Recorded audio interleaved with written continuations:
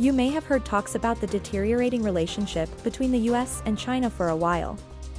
Over the weekend, Antony Blinken, US Secretary of State, headed to China to try and stabilize the increasingly tense mood that has arisen between the two countries. On Sunday, Blinken sat down with Qin Gang, the Chinese foreign minister. The talk lasted more than 7.5 hours, 1 hour longer than expected. Despite the two countries' fundamentally different views on certain issues, like Taiwan, trade, human rights, and climate change, the conversation was described to be candid and constructive. Both Qin and Blinken agreed on their wish to stabilize ties, while they came to an agreement that Qin would also visit Washington on an unannounced date to continue discussions. Despite this, according to the state-run broadcaster CCTV, behind closed doors, Qin mentioned feeling that US-China relations are at their lowest points since the establishment of diplomatic relations. Meanwhile, Blinken stressed wanting to establish open channels of communication and maintain diplomacy to minimize the chance of miscommunication. But, why are these talks important in the first place? What has changed in the ways these two countries approach one another? This is the US-China relationship through the years. It all starts in 1949, when the People's Republic of China is first established by Mao Zedong, Chinese Communist Party leader. His party defeats the nationalist government of Chiang Kai-shek, who flees to Taiwan. The US supports Chiang's exiled Republic of China government in Taipei. In 1950, when North Korea invades South Korea, the UN and the US help out the South. China, which backs the Communist North, retaliates, kickstarting a 3-year conflict between the four. In 1953, China, North Korea, and the United Nations sign an armistice agreement. The first sign of warming relations is in 1971 when China's ping-pong team invites members of the US team to China. Richard Nixon then visits China in 1972 and meets with Chairman Mao, signing the Shanghai Communique with Premier Zhou Enlai. This sets the groundwork for improved relations between the two countries, allowing them to discuss difficult issues, like Taiwan.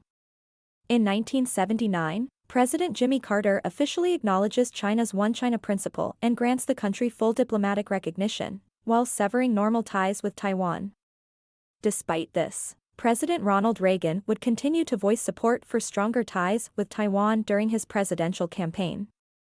In 1989, thousands of students protest on Beijing's Tiananmen Square, calling for an end to corruption and clear democratic reforms. As a response, the government sends military troops to clear the square, resulting in hundreds of casualties. The US suspends military sales to Beijing and freezes relations.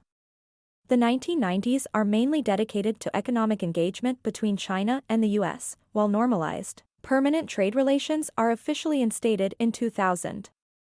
This allowed China to join the World Trade Organization in 2001. In 2006, China and the US launched the Strategic Economic Dialogue, bringing topics on economic relations to the table. Specifically, trade imbalances, intellectual property rights, and financial cooperation are discussed. China passes Japan as the US' largest foreign creditor in 2008, holding around $600 billion worth of US debt. Meanwhile, as the interdependence between the two economies is evident, a financial crisis looms over the global economy. In 2010, China becomes the world's second-largest economy after the US, surpassing Japan once again. In the following years, tensions arise over trade. Then Secretary of State Hillary Clinton outlined a pivot to Asia policy, which sought to counter China's growing influence by rebalancing diplomacy and economic collaboration in the Asia-Pacific region. When Donald Trump starts his term as president in 2017, he speaks to President Xi on the phone, vowing to honor the One China policy. This promise is soon broken when he calls Taiwanese President Tsai Ing-wen, a practice that steered away from the previous status quo, and questions US commitment to the One China policy. Relations are further strained when the Trump administration announces tariffs on Chinese imports worth at least $50 billion in response to China allegedly stealing American technology and intellectual property. Everything from Chinese clothing, shoes, electronics, and investment is affected. This launches a trade war, which would last nearly 2 years until a Phase 1 trade deal is finally signed in 2020, relaxing some of the tariffs. After the outbreak of the new coronavirus in the Chinese city of Wuhan, the Trump administration bans all non-US citizens who recently visited mainland China from entering the US. After the World Health Organization declares it a pandemic, which has since spread to over 100 countries, both the US and China point the finger at the other, blaming them for the outbreak. When Joe Biden takes office, his administration solidifies the claim that China is committing crimes against humanity and genocide against the Uyghur population, a Muslim ethnic group primarily from China's Xinjiang region. All imports from this region are banned by the Biden administration by the end of 2021. Following this stance, the U.S. also imposes a diplomatic boycott on the Winter Olympics in Beijing, refusing to send any officials to the Games.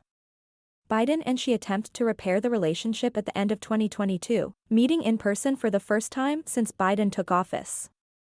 Both parties agree to ease tensions and reopen communication channels. Despite this, Biden brings up Chinese aggression against Taiwan and human rights abuses in Xinjiang, clarifying that the U.S. position has not changed. Things take a turn for the worse again when Biden orders the U.S. Air Force to shoot down a Chinese-operated balloon, which veered into American airspace. While U.S. security officials claim it to be spying on military sites, China firmly maintains it to simply be a civilian weather monitoring craft that veered off course. Now, following Blinken's visit, Biden hopes to have an additional meeting with Xi in yet another attempted round of stabilizing the rollercoaster diplomatic ties between China and the U.S. The two leaders are likely to attend the next G20 summit in New Delhi in September.